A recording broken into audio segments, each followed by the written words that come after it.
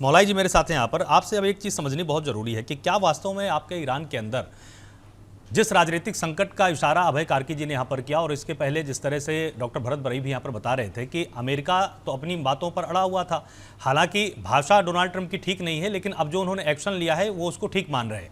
अभय जी का भी कहना है कि ईरान लगातार जानबूझकर शांति मसौदे के बावजूद MOU हस्ताक्षर हो चुका था, संकट खड़ा करने की कोशिश कर रहा है। तो क्या वास्तव में गलतियां ईरान की तरफ से ही हो रही हैं? आपको क्या लगता है ईरान से? सबसे पहले तो दावत देने के लिए शुक्रिया। अपने तमाम सीनियर साथियों और दर्शकों को आदाब, जय हिंद। मैं सबसे पहले स्पष्ट कर दूं कि मैं एक हिंदुस्तानी हूं जो यहाँ रिसर्च स्कॉलर। दूसरी बात ये रही कि मैं ईरान में रहते हुए यहाँ के जमीनी हालात को भी समझता हूँ, राजनीतिक की भी थोड़ी बहुत समझ रखता हूँ क्योंकि मीडिया से जुड़ा हुआ हूँ। तो मैं अपने साथियों से अपील यही करूंगा, खासकर बुद्धिजीवी वर्ग से, कि हमें ईरान के बारे में खुद से पढ़ने की, समझने की जरूरत है, ना कि उस नैरेटिव या उन बातों पर ध्यान देने की जो अमेरिका या वेस्टर्न मीडिया हमें फीड करता है और हम उस पर यकीन करते हुए आगे बढ़ जाते हैं और उसके बेस पर एनालिसिस करते हैं। दूसरी बात ये कि आप कह रहे हैं कि क्या ईरान वाकई ईरान में कोई राजनीतिक संकट है, तो मैं स्पष्ट रूप से कह दूं कि ईरान में कोई राजनीतिक संकट नहीं है और ऐसा भी कभी नहीं रहा है कि यहाँ राष्ट्रपति को पावर नहीं रही है। अगर आपको याद हो कि जब JCPOA हुआ था तो उस वक्त भी सुप्रीम लीडर इस समझौते के खिलाफ थे। सुप्रीम लीडर हमेशा से कहते रहे हैं कि अमेरिका भरोसे के लायक नहीं है, अमेरिका पर एतमाद नहीं किया जा सकता है, लेकिन ईरान की सरकार ने ये डिसाइड किया कि हमें फैसला करना है और अमेरिका के साथ समझौता हुआ।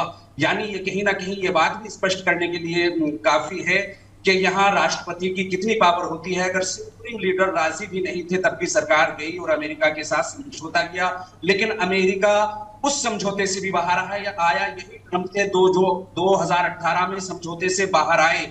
यानी कहीं ना कहीं सुप्रीम लीडर की बात साबित हुई कि अमेरिका भरोसे के लायक नहीं है। और अब भी जो ये MOU साइन हुआ था, इसका भी उल्लंघन लगातार अमेरिका की तरफ से होता रहा है। कम से कम 7 क्लॉज अमेरिका खुल्लम खुल्ला उल्लंघन कर चुका है।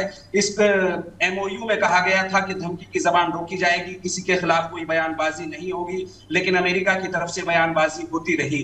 MOU में कहा गया था कि तमाम मोर्चों पर जंग रोकी जाएगी, लेकिन लेबनान में जनसंहार होता रहा, गज्जा पर बर्बर हमले होते रहे।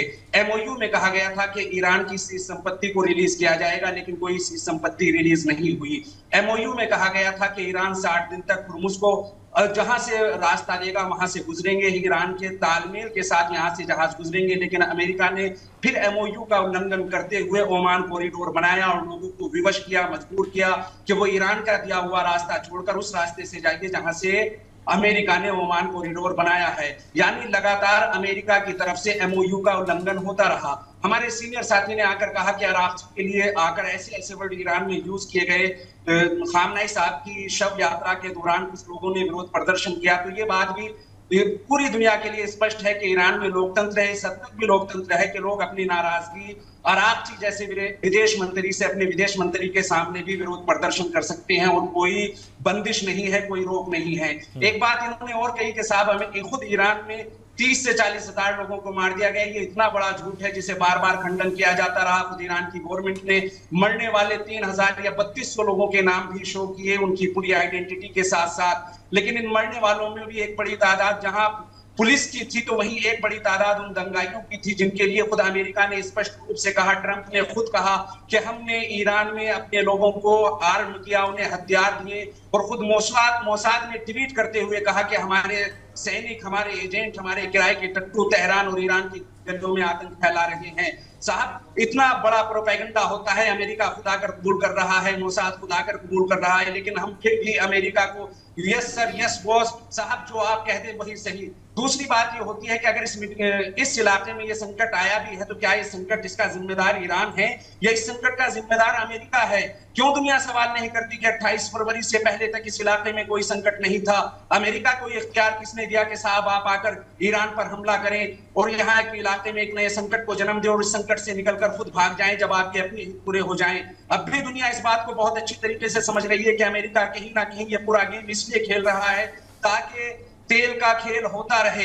अमेरिका जब चाहता है आकर प्रतिबंध लगा देता है कि फला साहब फला देश का तेल नहीं खरीद सकते। आपका ठीक है 3-4 हजार पुराने संबंध है, लेकिन आप इस देश से तेल इसलिए नहीं खरीद सकते क्योंकि ये अमेरिका की आवाज पर यस सर यस बॉस नहीं कर रहा है।